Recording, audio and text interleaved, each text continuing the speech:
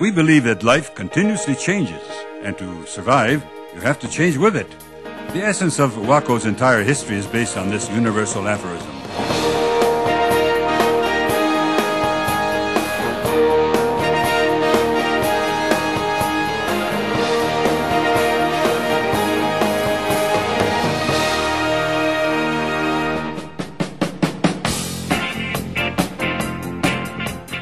Wako came into being in Europe in 1976. It was founded by George Bruckner, a Berliner, who 2 years later, in 1978, promoted the very first World Semi- and Full-Contact Karate Championships. Karate is what the sport was called back in those days. That event featured 110 competitors from 18 countries.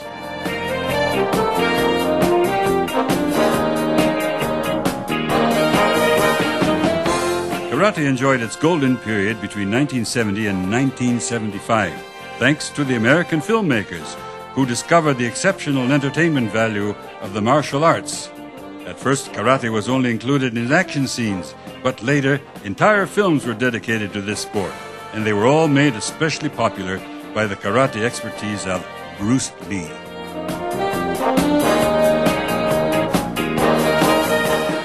In the USA, the advent of professional karate led to full-contact karate events and the creation of the sport's most legendary American personages, which included such names as Joe Louis, Howard Jackson, Benny Urquidez, and Bill Wallace. A few of the professionals who started the revolution that more or less led to the present situation did indeed provide the muscle power, but they wouldn't have accomplished much of it if it hadn't been for the brains and money behind them. In Los Angeles in 1974, Mike Anderson and his partners, including George Bruckner, promoted a show that offered the world its first full-contact karate event, an event that was destined to become the cornerstone of our history. The World All-Styles Karate Organizations, Wako, was established to compete with the World Union of Karate-Do Organizations, Wako. In 1978, when George Bruckner promoted Wako's first World Championships event, it only featured full and semi-contact competition. The same can be said about Wako's second World Championships event that was promoted by Mike Anderson and held in Tampa, Florida the following year, 1979. Wako immediately established the rules and regulation for the new sports and right from the start began acting as the world's authentic kickboxing federation. While George Bruckner and Mike Anderson were busy consolidating Wako, that was basically an amateur organization, two others were founded that followed the professional boxing model and had the same goals of promoting and sanctioning fight events throughout the world and selling the TV rights for the most important ones. These two organizations, the PKA, the Professional Karate Association, and the WKA, the World Karate Association, were founded in the USA in the late 70s. And in the 80s, they did very well in America as concerns the professional aspects of some of the disciplines that we practice today. Meanwhile, Wako, who in order to avoid legal problems with Wilco had to change its name to World Association of Kickboxing Organizations, continued to grow in Europe and became better organized in the major countries. But it had to undergo a dark period between 1983 and 1997. During that period, one of Wako's two organizations was headed by George Bruckner and the other by Ennio Falsoni, who was a former runner-up in the Wako World Karate Championships of 1972. Ennio was more open-minded and had fewer preconceptions, and this caused some friction between him and George. They weren't getting along very well at all. But then Wako came to another important turning point. This was in 1985 when Richard Lehrer, who had been supporting Ennio Falsoni ever since the day they met, promoted one of the most successful World Championship events ever held in Budapest. Right after that, George Bruckner was under pressure to be more cooperative with Ennio Falsoni. In fact, in 1987, he and Ennio agreed to reunite the two Wako organizations, and George promoted the Munich World Championships.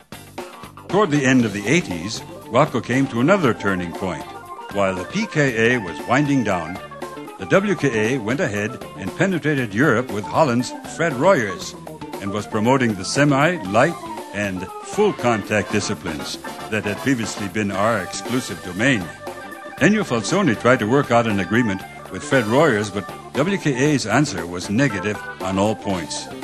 Soon after having added light contact karate to our styles in 1987, Wako, at a meeting held in Madrid in 1991, decided to officially adopt a new specialty, namely low kick. And we've been enjoying increasing success ever since.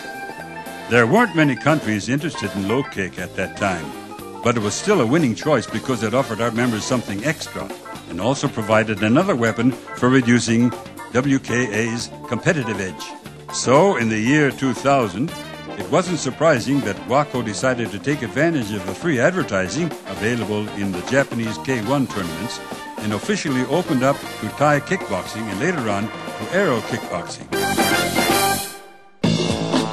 Today, kickboxing is the general heading under which Wako lists a number of different styles for meeting the various demands of its many enthusiastic practitioners.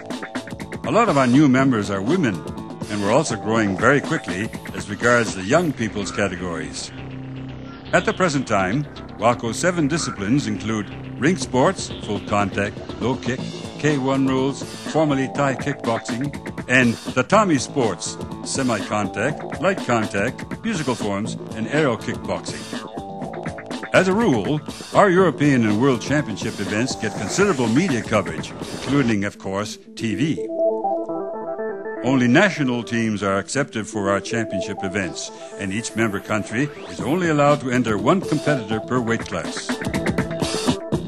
The selected competitors have to be the very best, la crème de la crème. And before they can be allowed to participate in a Wako tournament, they have to be thoroughly screened in their home countries. As a rule, each one is a national champion in his particular weight class and kickboxing style. This allows Wako to absolutely guarantee that it can arrange the best possible kickboxing matches, and also that the winners of the gold medals are truly authentic champions. Wako focuses its values on health and security. Wako asks its contestants to use only the very best equipment, including the safety equipment, and also provides them with sound advice regarding weight control and the best nutritional methods. Women involvement. Wako also encourages the development of this sport and our activity by also favoring the involvement of women and offering them the same conditions we offer the men. Youth involvement. Well aware that the future of our sport is in the hands of the younger people, Wako continually develops special activities for them, which now also include a separate biannual championship event for juniors and cadets. Referees. The referees and judges have to be, and are, the very best, so as to ensure fair play and the complete success of each event. Image. This is an important consideration because the better the image and credibility, the greater the media potential and assurance of marketing success. Wako can now count on 105 affiliated nations on the 5 continents. In most of these cases, Wako unites the best and strongest national kickboxing organizations. A considerable number of these, 68, are also officially recognized by their National Olympic Committee or the Ministry of Sports. Many more are now in the process of receiving official recognition. At the present time, Wako can count on a market of about 2 million kickboxers and no less than 10,000 clubs worldwide. Each year, we promote more than 1,000 national and international amateur events. In the history of kickboxing, the year 2006 will be remembered as a milestone. We've decided to make some important, significant changes as regards the name and rules of one of our most popular styles, Thai kickboxing, which is now called K1 rules. We did this to eliminate the problems concerning IFMA, which officially deals with Muay Thai, and also to provide the groundwork for better cooperation between our 2 organizations. Incorporating IAKSA, one of Wako's competing international kickboxing organizations, was also an important step, not only for promoting kickboxing as a sport, but also for showing that different entities can cooperate and unite, which is really the only possible solution for assuring a future for our sport. Finally, after waiting 13 years, Wako achieved its goal, GAISEF recognition, its greatest diplomatic success, at Seoul, Korea, on the 7th of April 2006. From that day onward, Wako has been the only kickboxing organization enjoying full GAISEF membership. Once we obtained what was an important milestone for both our history and our sport in general, a number of our members immediately began receiving further support, both at home and abroad. Wako improved the All-Asian Kickboxing Federation's organization and changed its name to Wako Asian Kickboxing Federation. WAKF then officially applied for the Asian Olympic Council's recognition and received it on the 27th of April 2007. This resulted in kickboxing being included in the Asian Indoor Games scheduled to be held in Macau, China in October 2007. We were in Doha, Qatar, for the opening ceremony of the Asian Games and also for the important meetings that were held with the various sports personalities for promoting the growth of our sport in that part of the world.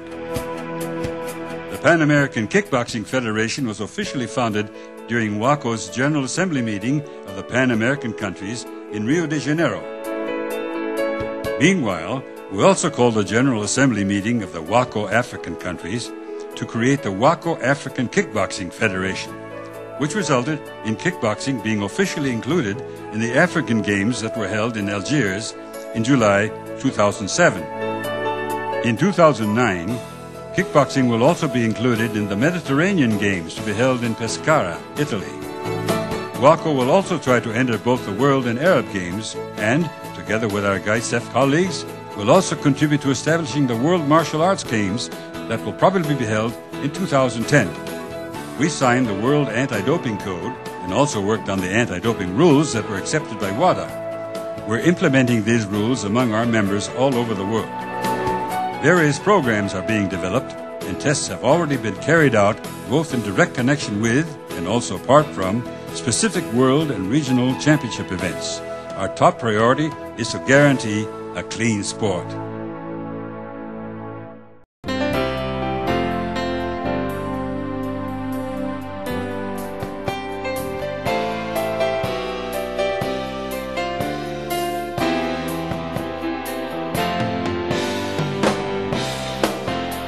After 30 years and an enormous amount of work, we've yet to achieve our most important goal: official International Olympic Committee recognition. As with the other GAISEF sports, Wako will be applying for this recognition in December 2007. Our hopes are high because this goal now seems to be within our reach. We're confident that we've done everything possible to serve the interests of our members.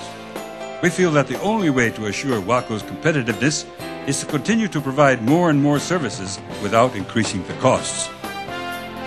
Wako's application of this straightforward law of economics has changed both its life and image, and continuing to apply it will also maintain Wako's steady development into the future.